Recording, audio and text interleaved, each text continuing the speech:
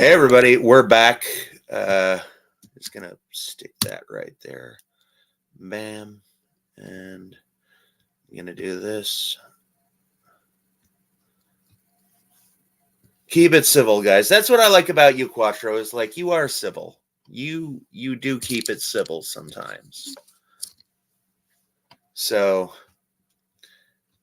here we go. So just to let you know, I'm writing 21 pages today. I've already got let me see.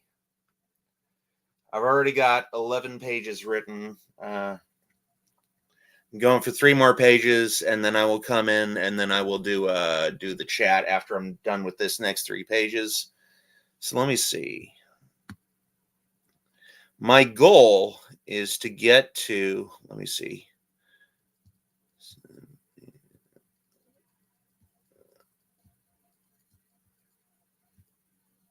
38.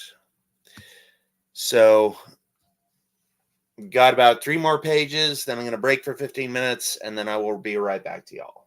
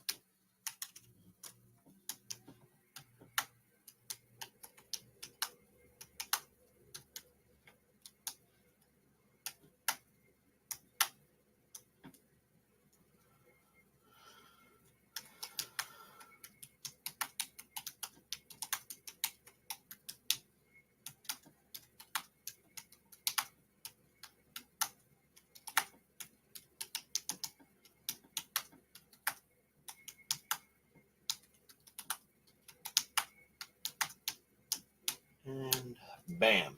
All right.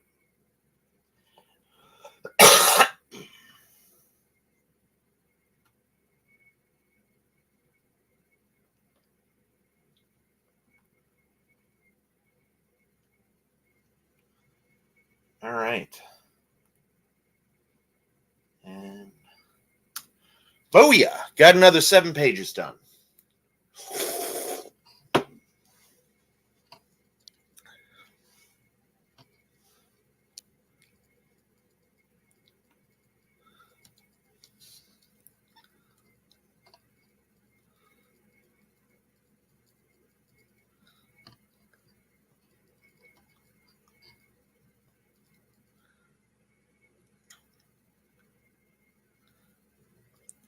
The hardest part of being an author is knowing whether to write boobies or breasts. I think the the protocol exhibitions is when Fears is saying it, it's boobies. When everybody else says it, it's breasts. That's yeah. I will do the right thing. Randy, have you listened to Brat by Charlie XCX? No. Billie Eilish has supple ask milk cannons, so Randy could do a shot-for-shot remake of the guest video for Fears. All right. No one says breasts except doctors. Okay. Whatever. So let me go to the timer. Go to Google. Put on 15 minutes.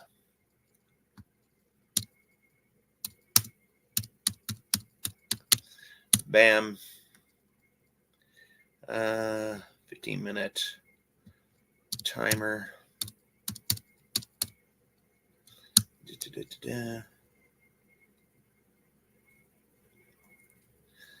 And we're good. All right. Got to turn the volume on this all the way up. Got to tap to unmute. Yeah. There we go. All right. Is the Q&A session canceled? No, we're doing the Q&A right now. I have written 14 pages so far. So now the Q&A is right now, Quattro. So if you got a question, let it rip. Again, here's how I schedule it, Quattro.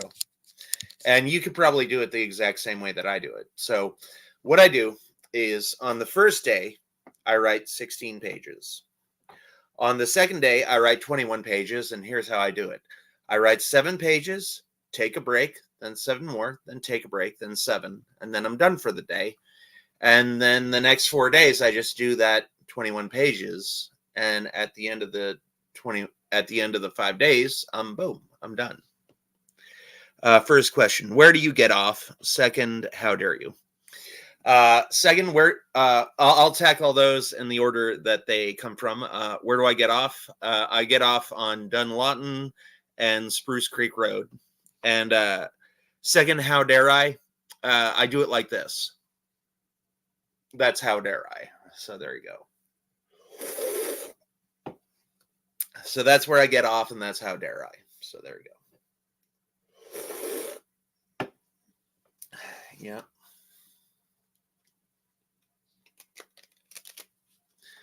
Yeah. Third. Okay, here we go for a third. What gives me the right? The same thing that gives everybody else the right. I think God gave me the right. This is my right, and I was born with it. And then there we go. I think the same person who gave me the right gave you the right. So there we go.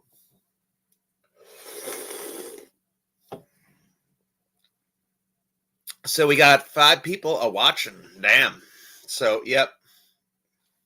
So now here's a little trick. I'll give you a little trick that I employ in my magic. One sock that I wear has the King of Spades on it, and the other sock that I wear has the Queen of Diamonds on it. Now, if you do a force in magic, you can make a person pick any card that you want them to pick without them knowing it. So now, if I wanted a person to pick a certain card, like if they pick the King of Spades, I go, do me a favor, right or left. And I know that the King of Spades is on my right sock. So if they say right, then I just pull up my right sock.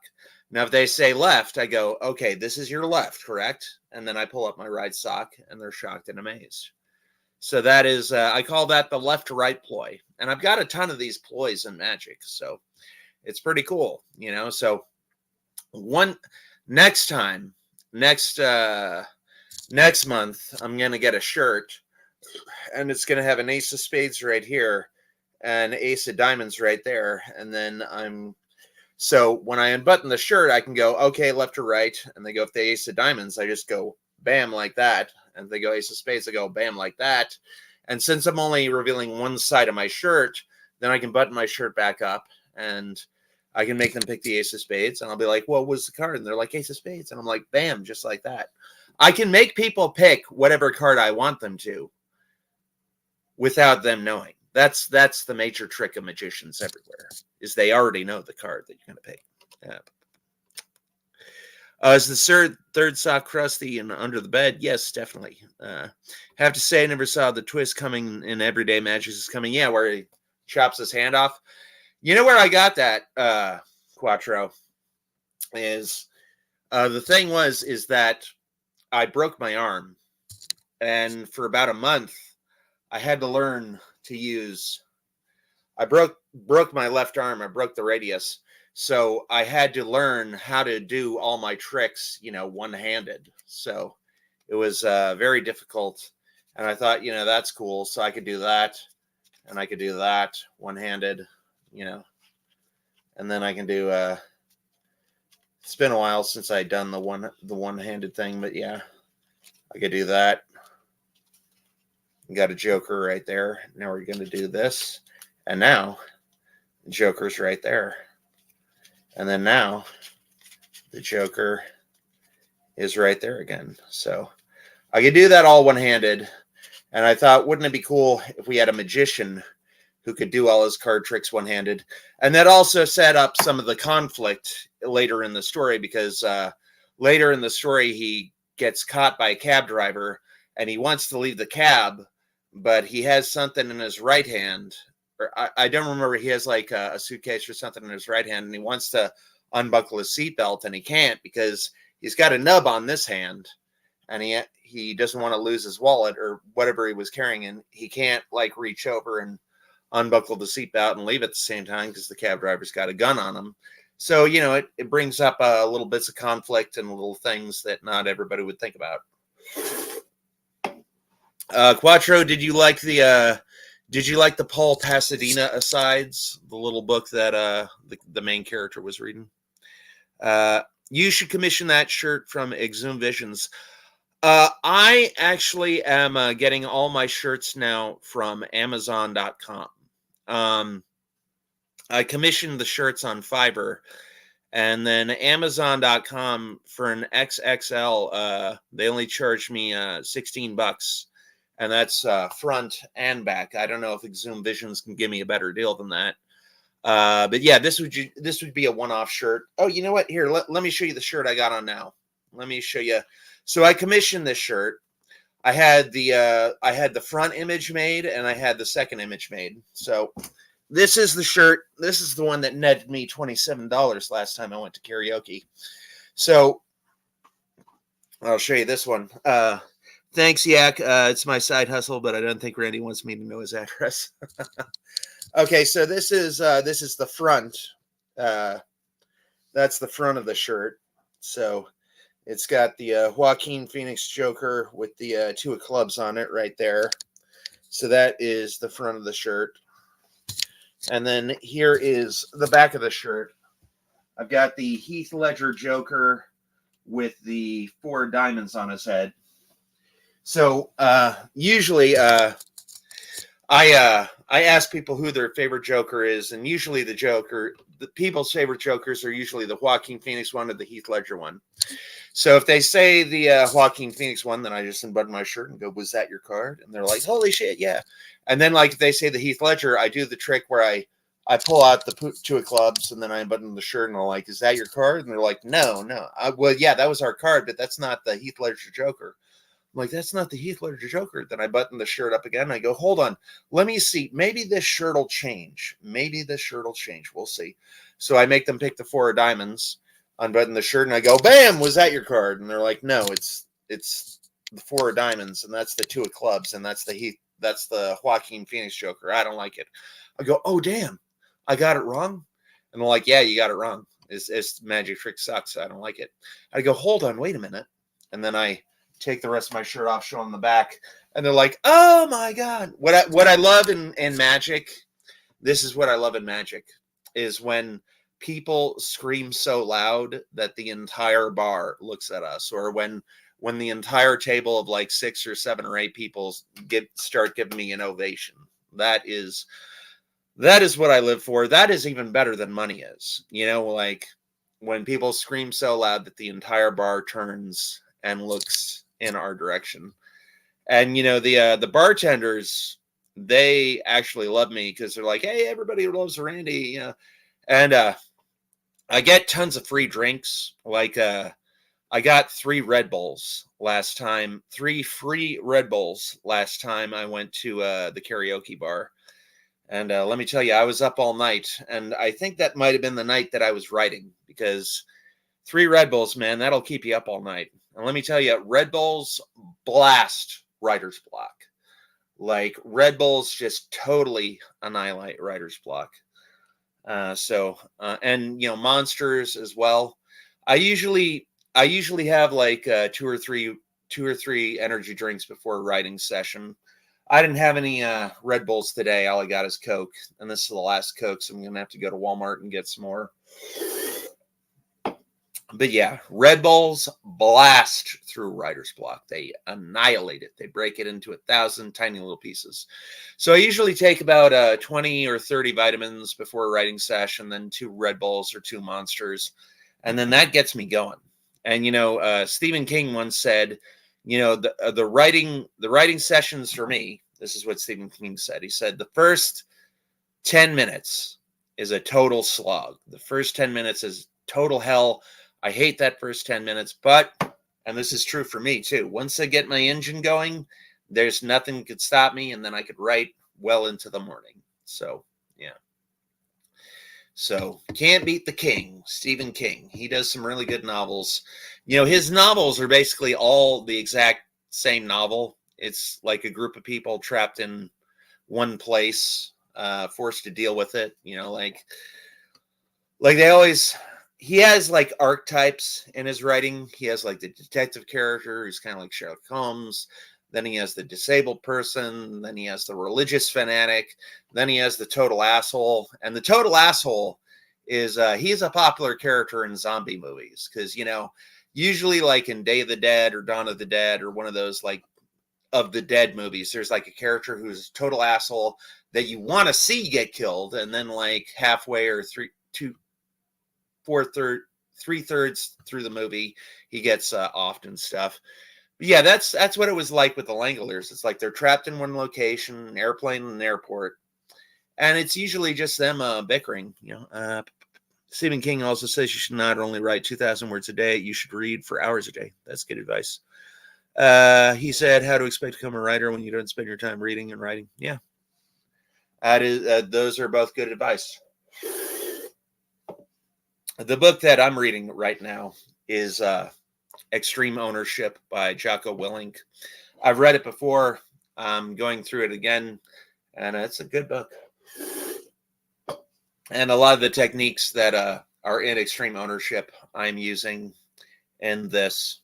So it's a good book. And then if anybody likes the Navy SEALs, you should definitely read any of Jocko Willink's books. He's got Way of the Warrior Kid, Extreme Ownership, The Dichotomy of Leadership, and let's see, and then that is those are informational books. They're fiction. I mean, they're nonfiction. The fiction book that I'm reading right now is called The 24th Name. It's about a CIA spy who he has like 22 different aliases, and then he has his real name, and then he has to go on a new mission. So he has the 24th name the 24th alias that he's using. So that's where the title of the book, the 24th name, comes from. Yeah, I just said I'm reading the 24th name. Yeah, though. So yeah, and then yeah. That sounds badass. Yeah, it is badass. And the author also wrote nonfiction books because he was actually also a secret agent for the CIA, and then he retired and he wants to write books. And he has the strategy of CIA tactics, the tactics of CIA, and stuff like that. So yeah, check it out, Quattro. It's pretty good. And then when I want inspiration, I read the Seinfeld scripts. It's there are like 7 or 8 screenplays all packed into one, and it's written in screenplay format. Now, if I'm floundering and I don't have inspiration, I either read the Seinfeld scripts or I read Batman Begins, The Dark Knight, or The Dark Knight Rises, because I've got all those in one little compendium. Batman Begins, The Dark Knight Rises, The Dark Knight. And The Dark Knight was written by David S. Goyer. And David S. Goyer, he's a really prolific and famous writer. He wrote Blade 1, 2, and 3. He directed Blade. He wrote and directed Blade 3. He wrote Batman Begins, The Dark Knight Rises. He wrote those with Christopher Nolan and his brother Jonah Nolan. And when he was writing The Dark Knight, David S. Goyer said he got blocked, and Christopher Nolan said, "Well, if you're blocked, just work on a different project. Work on something else, and that'll loosen your gears."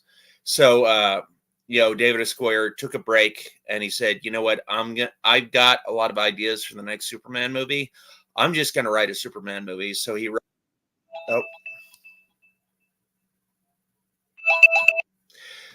wrote, Man of Steel in between writing The Dark Knight, and that loosened his gears up. And Christopher Nolan said, "Hey, this Man of Steel script is pretty good. I'm going to produce it. I can't direct it because I'm directing The Dark Knight Rises right after this. And, I'm going to give this to a friend of mine." So he gave it to Zack Snyder. Zack Snyder loved it and said he wanted to do it. And it loosened his gears, and then he wrote The Dark Knight, and the rest is history. Back to writing. The alarm went off. All right, back to writing. Okay, here we go. I'm on page 32. I only need to get to page 38. So here we go.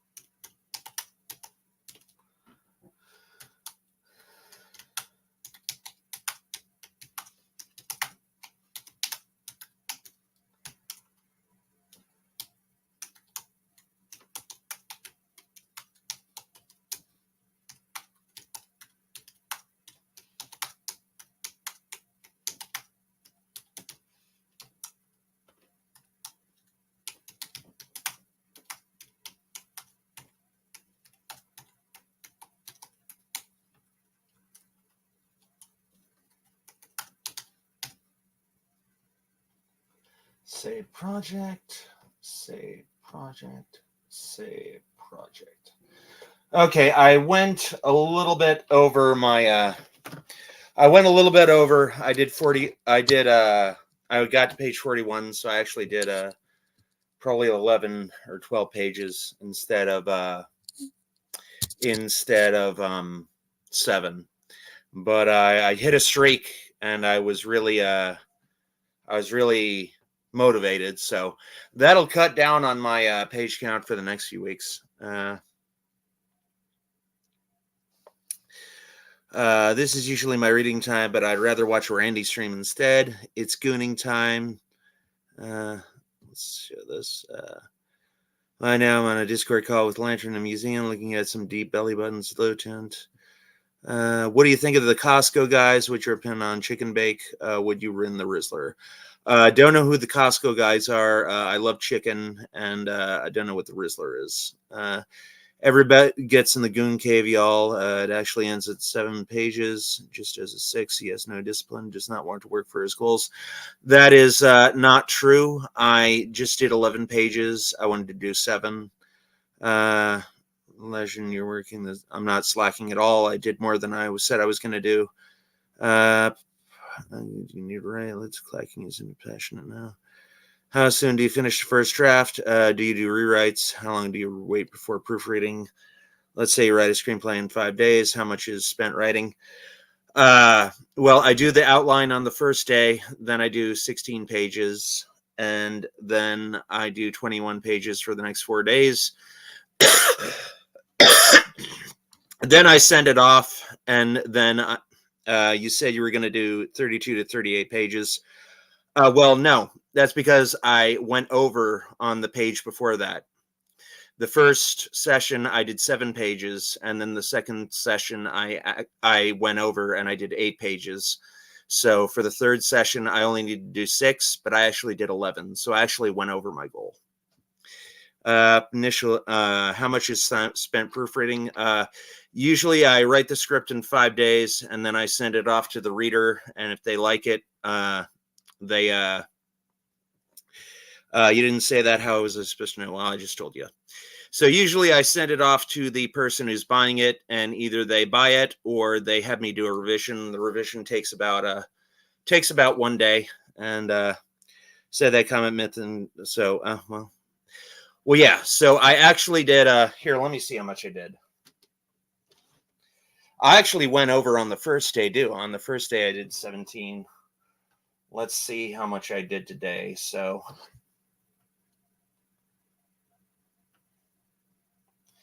I did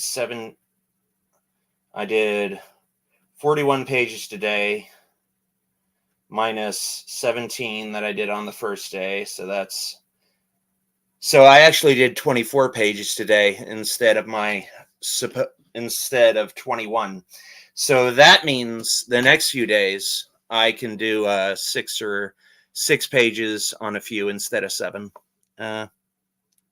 That's a thing you submit first drafts. Yeah, and I submit first drafts. There's 1 free revision. So if they have any problems, I do the revision. And then if they want another revision after that, it's paid. So that's basically how I do it. So I'm going to do a 30-minute Q&A. And then after that, I'm going to hit the sack. 30-minute timer. 30 minutes. Okay, play.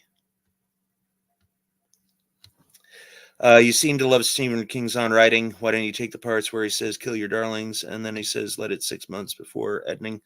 I've actually got on writing somewhere around here, but I'm not writing a novel, and I'm doing this for speed. I'm doing it just to keep me, I'm just doing it just for the practice.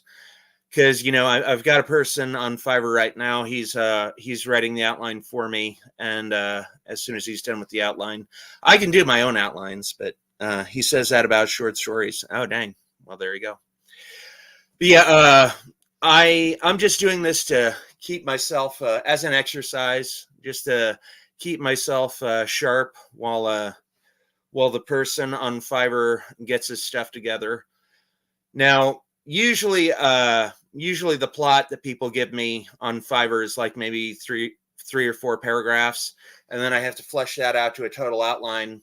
And then again, the way I write is I do the outline on day one, and then I write 16 pages. Then for the next 4 days, I write 21 pages each, and that comes out to 100. And then if they want revisions, I give it to them, and then it usually I'll give them 1 or 2 free revisions, and then after that it's paid revisions. So this is ingenuous. You're doing it for the money. Yeah, I guess since Stephen King does it for the money, he's disingenuous too. All right, there we go.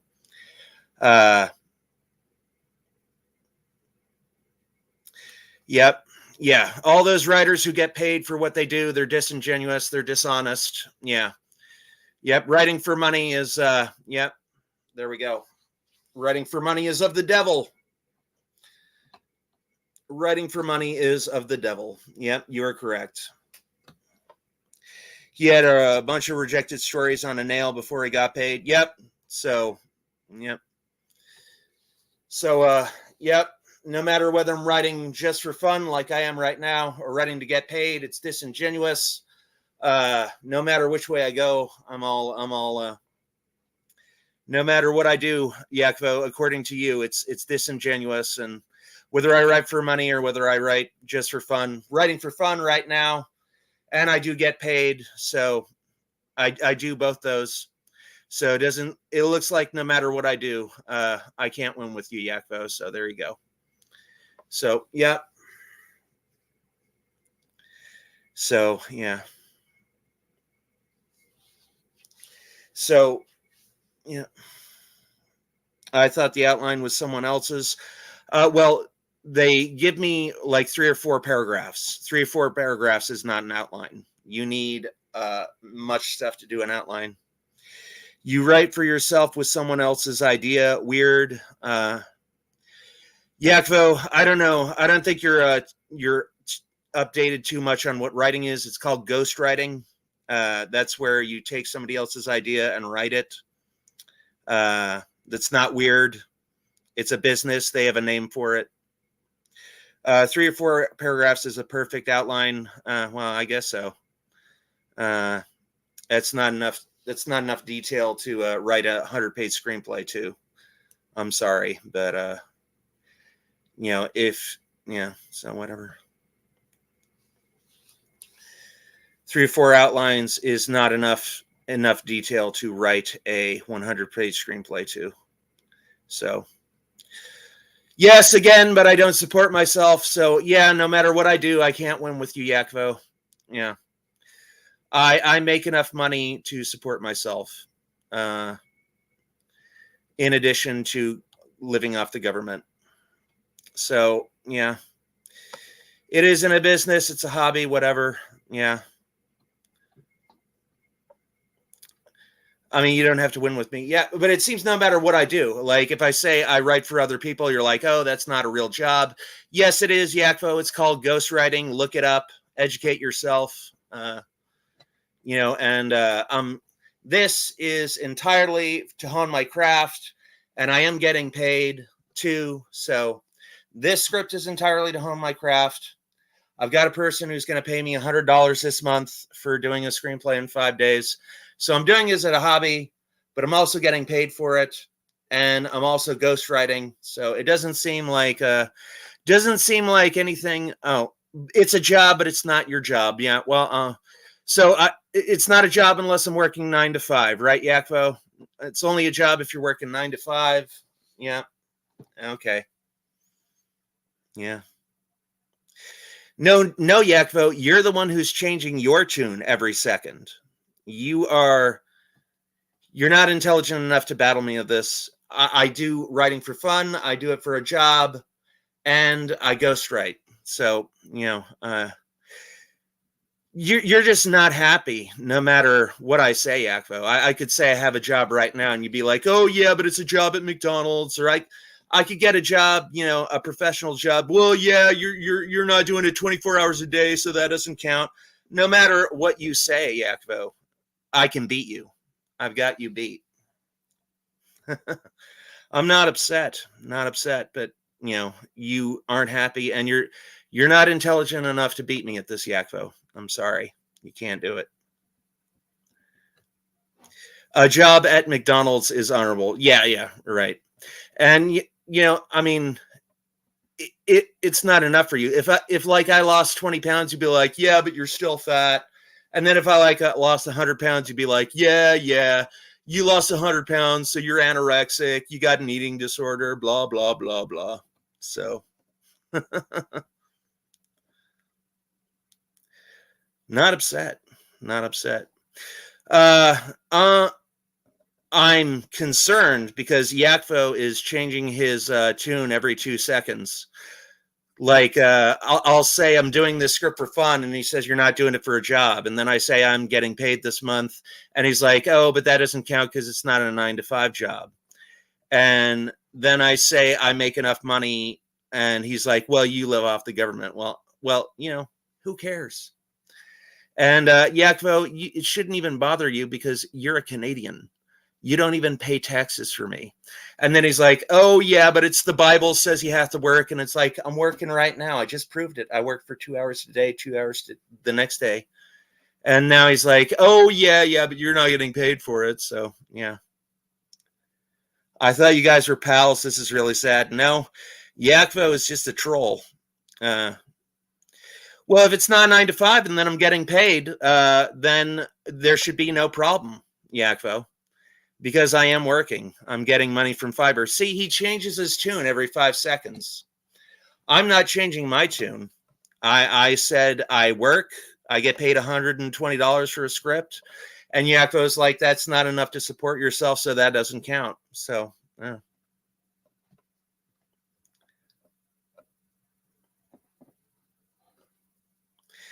Well, it doesn't matter, Yakko. It doesn't matter. I have a house. I have food to eat. It doesn't matter. Yes, Quattro, he has a consent. Oh, well. Yeah. Well, don't change your tune every 2 seconds, Yakvo. Either I'm working and it's a job or it's not a job. Which is it? You're the one who keeps changing your tune. This script that I'm doing right now is to hone my craft. And I am getting paid $100 to do a different script from somebody else. And that's not cheating. That's called ghostwriting. And you need to look it up. You need to educate yourself, Yakvo. You need to educate yourself. You've changed your tune tons of times. You said you're doing it for money. Here, we'll highlight your comment. Let's go. Let's go do it.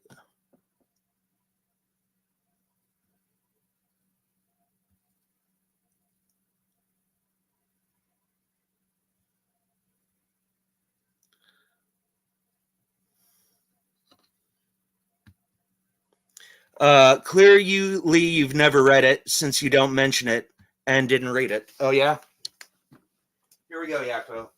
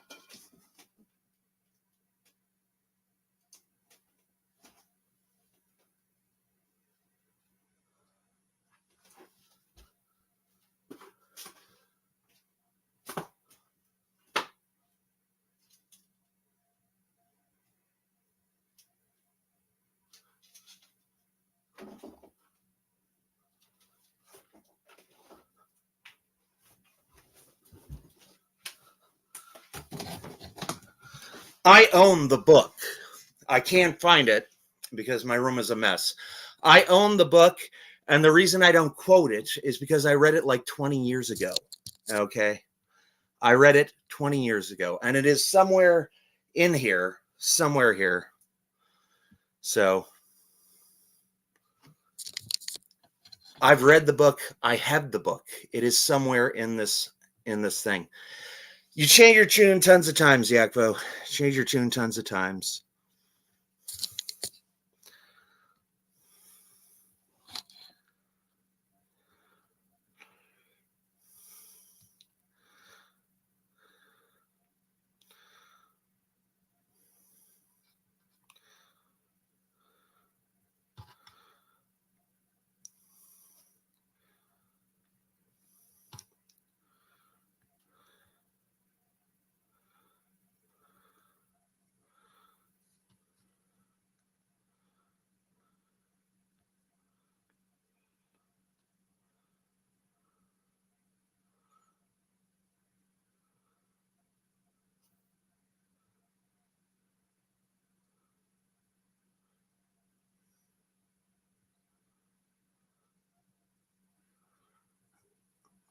Well, I did 41 pages today, so which is way over what I said I was going to do. So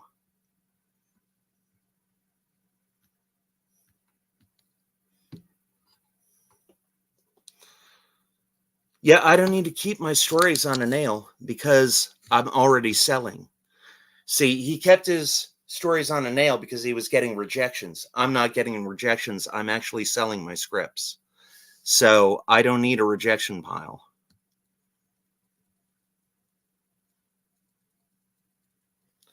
And I've got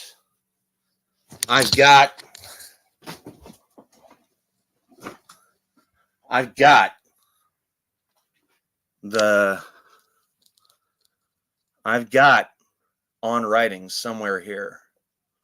It's somewhere in this area.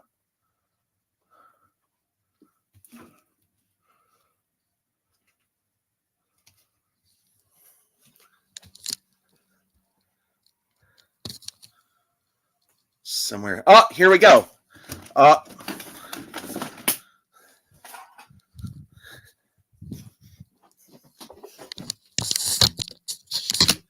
So, what the fuck is this, Yakvo? Oh, Stephen King's on writing. Guess what? Read it 20 years ago. Right there. Not your bullshit. On its ass. Boom. Right there. Stephen King on writing. Read it.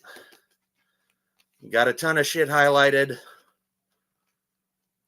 And so there you go. Bam. Got it right there.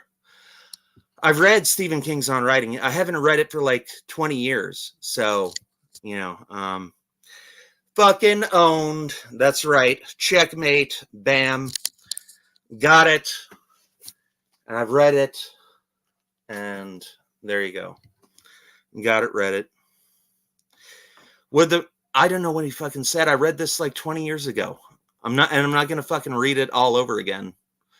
But I do know that he got hit on the 13th because Stephen King has a major phobia of the number 13th. So it's iconic. Yeah, well, you can laugh your fucking ass off all you want. I got the book and he got hit on the 13th. I know that much because, that's why the door in the original book of Stephen King's The Shining, I don't remember what it was, but if you add all the numbers up together, it comes out to 13. So there you go. Gotcha.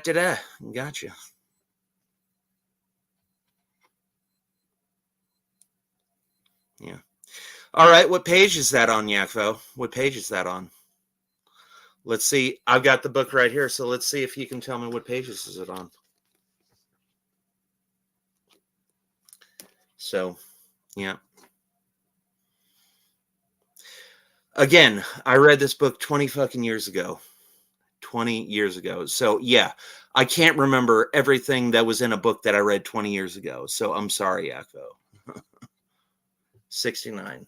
All right. We got page 69.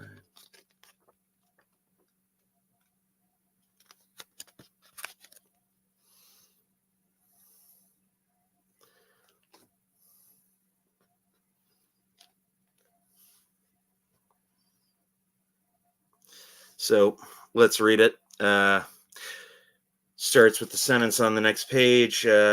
Ernest Rocky Rockwell, the guy I worked with, found $20 in a load from Eastern Maine Medical Center and punched out at noon to start drinking. Rocky referred to quitting time as slits o'clock. On one occasion, I heard a strange clicking from inside the Wash-X 3 pockets, which were my responsibility. I hit the emergency stop button, thinking the goddamn thing was stripping its gears or something. I opened the doors and hauled out a huge lot of dripping surgical tunics and green caps, soaking myself in the process.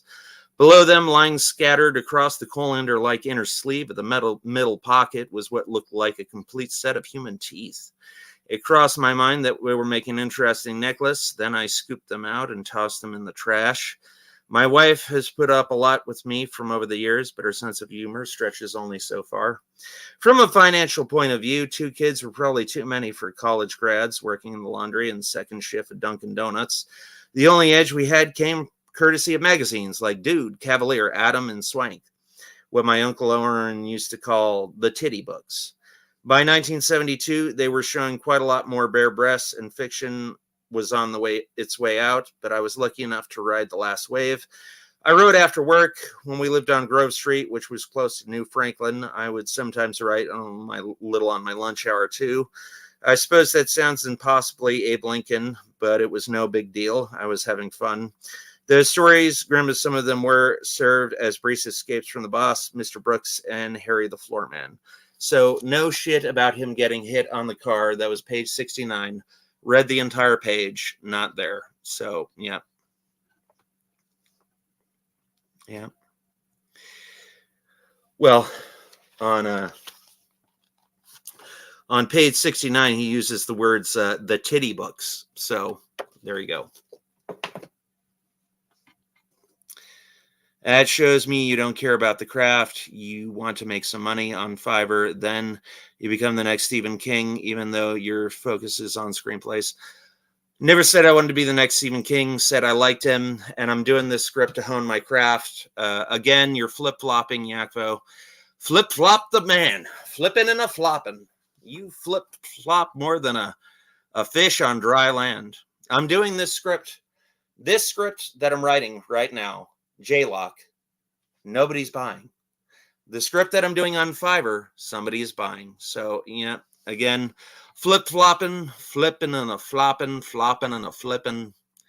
You're just flip-flopping all over the place. Yeah. So, Randy, you're writing that script for free. You don't take it seriously. Oh, Randy, you're doing... Yeah. 2 different ways to say boobs on page 69. King is a genius. Yep.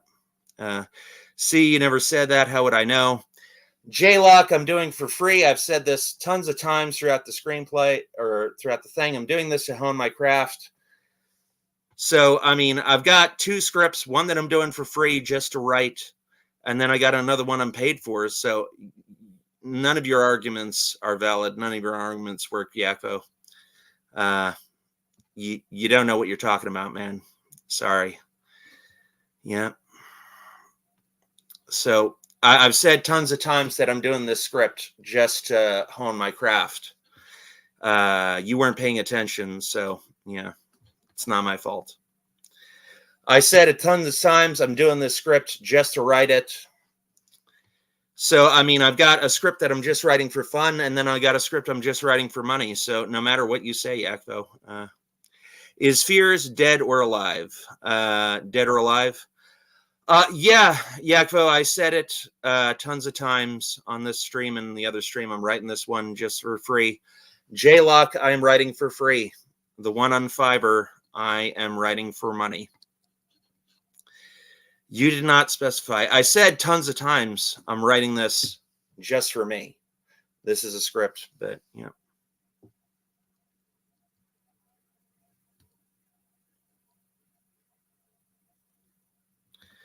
So there we go.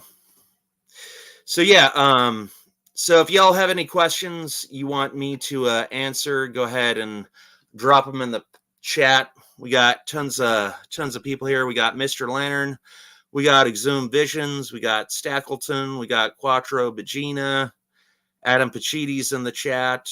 Let's see who else is in the chat. So there we go. Yeah. I'm too scared to chat. Well, if you ask some real questions, Stackleton, and you're not trying to troll me and trying to one up me no matter what I say, I'll answer what. If your questions aren't trolly, I'll answer whatever questions you want. Why are you so mad? Why can't you defend your so-called talent with substance? I have tons of scripts to my my credit, so I've written 64 scripts on Fiverr. I have like 37 5-star reviews. Only a handful of them are under 4 stars. Only like 3 of them are under 4 stars. And, you know, so go to my Fiverr and you'll see I have a 4.5 rating out of 5 stars, which is pretty good. I only have like one script that is under 4 stars, which is one script. So I have a question. Do you worry about AI taking your job? No. Here's the reason why, is because AI doesn't do a really good job. You can say, write a story with a persuasive argument, and then the characters will be like, well, I'm doing a persuasive argument, and my argument is so persuasive that, you know, it's not going to be a big deal until years from now. Now in about 3 or 4 years, then I'll worry about AI taking my job. But you can write it. I mean, you can type in a prompt with AI, and it will write very obvious stuff. It writes like very obvious dialogue. So yeah, I'm not worried about AI taking my job. In a few years, when the AI gets better and when it gets up to speed, then I'll worry about it. Quattro Brigina, do you have writing credits on these scripts, or do you ghostwrite them all? I get credit on the scripts. What don't you understand about me getting a 4.5 rating on what don't you understand about me getting a 4.5 rating? And that's like nearly the best rating that you can get, Fears Guy. I've got a 4.5 rating out of 5 stars. That sounds pretty simple and easy to understand to me. Will you ever join SAG? No, SAG is Screen Actors Guild. Writers would be joining the WGA, the Writers Guild. And I do have a few screenplays copywritten under the Writers Guild of America. So, yeah. Do your characters change your tune? Not as much as you, Yakvo. Not as much as you. Like when somebody says, I'm doing this for fun and I'm getting paid, like the characters don't usually flip-flop and say, oh, well, you're not doing it for the craft, and then, oh, you're doing it for the craft, you're not doing it for the money. Will you ever join Wu-Tang Clan? No, I will not. But I accept your apology, Yakvo. I accept your apology, and yes, you're correct. You do flip-flop. You do flip-flop a lot. And you flip and flop. That is correct. You flip and flop more than a fish on dry land. So, yeah. Were you part of the writer's strike? No, I was not. I was not part of the writer's strike because I am not a member of the WGA. And I was getting paid during the WGA strikes. So, yep. Let me see. We've got 3 minutes left. So there we go. So, yeah. But I accept your apology. I thank you. You are very humble, Yakov. And And that is right. I did read Stephen King's own writing. Didn't read it yesterday, but yeah. So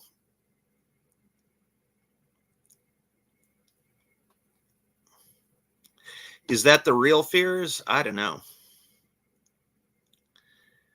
But we've only got 2 minutes and 41 seconds left. Yeah. Randall.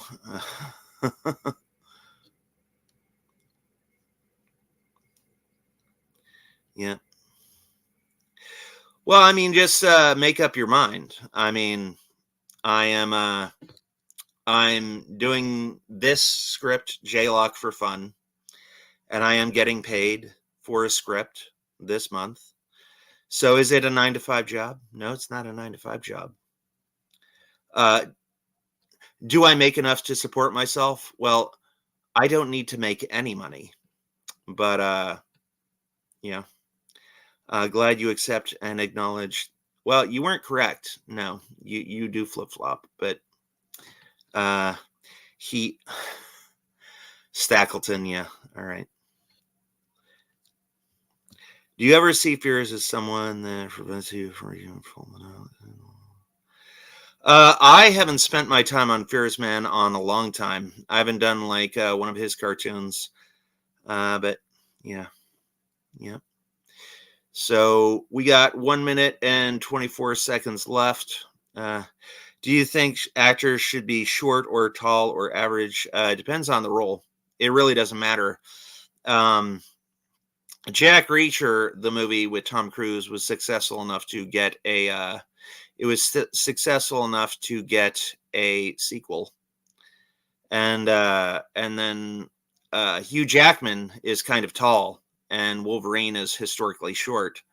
So I really don't think it matters. I think the quality of your acting is what it should be. It's I mean, like, again, Jack Reacher was successful enough to make another movie, and then Hugh Jackman is totally tall, and Wolverine is classically a short character. He's always been shown as a short character. Does Fear pay you to create Fear's cartoons?